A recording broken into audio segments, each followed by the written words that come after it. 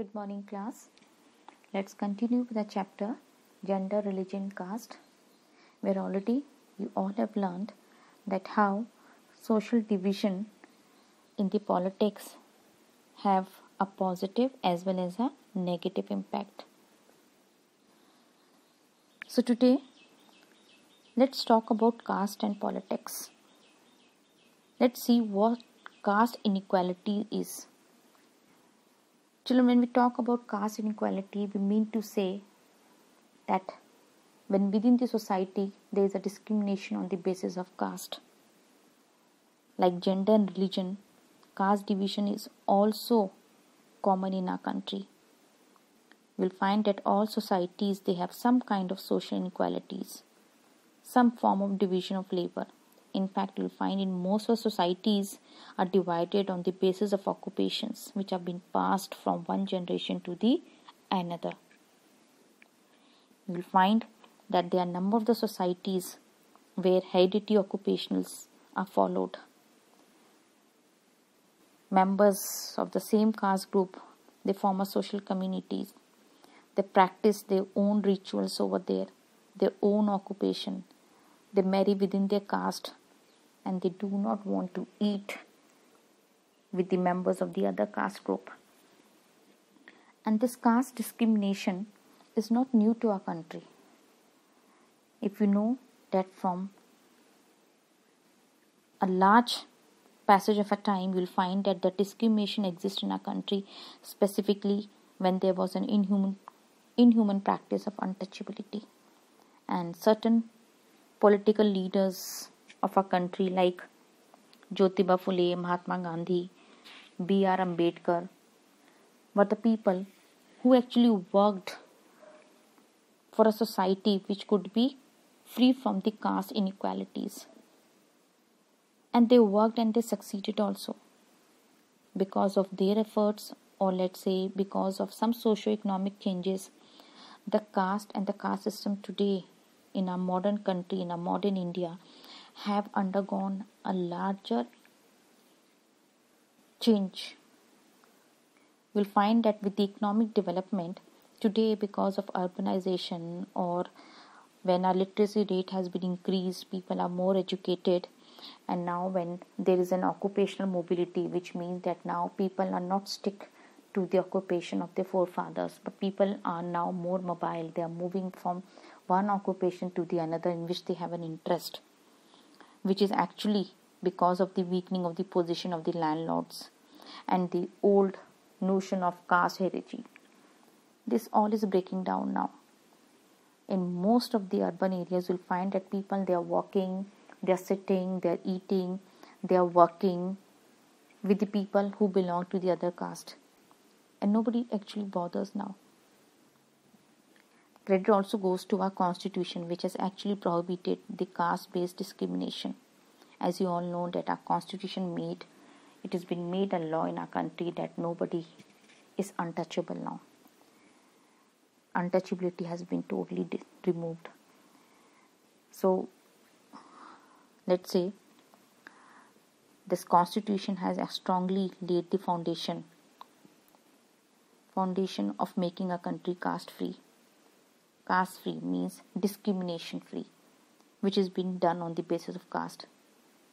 And you won't believe that if a person who lived a century ago in a country and now returns back to a country will be surprised to see that how the scenario of our country has been changed now. The caste system is disappearing, but still you will find in some of the backward areas still it has been prevailing. Still people follow this untouchability, which is not completely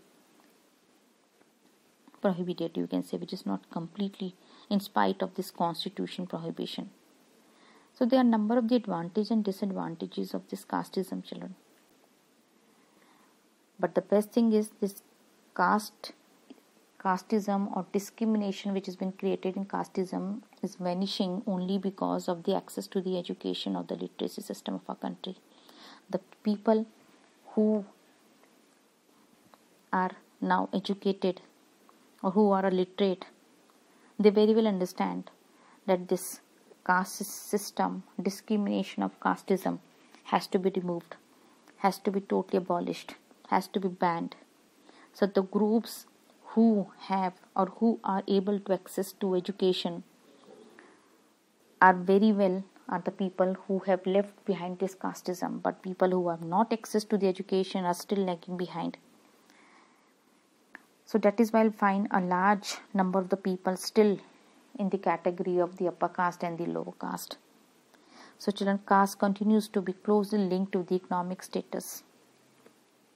But when we talk about caste in politics, so caste is actually a basis of social community, according to which people, like in communalism, people believed that people belonging to a particular religion have the same thinking. Similarly, when the community has been divided on the basis of caste, and the people who believe this, they also believe that the thinking of the people belonging to the same caste have the same thinking, they have the same interest, and which they do not want to share with anyone, of course not with the people of the other communities. So children, this caste is an aspect if it has been linked with the politics. So caste can take various forms in politics.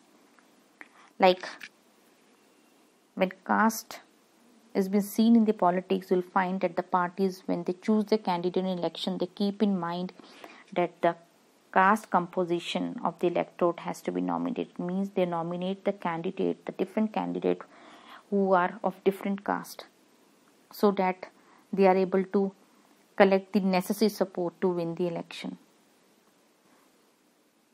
So when government are formed, a political party, they usually take care of their representative, that they should belong to the different caste. Then you'll find that the political parties and the candidates, when they make the appeal, then they play with the sentiment of the people on the basis of caste, so that they can collect the votes of the people. So they, of course, they take the favor of the people on the basis of caste. And then the universal adult franchisee, the principle which says that one person, one vote, has compelled political leaders to gear up the task of mobilizing and securing the political support. So children, this shows that when caste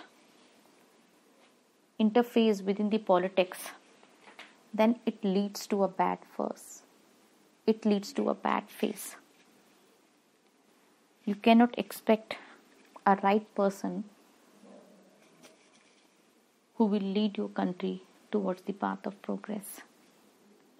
So casteism should never interfere in the politics.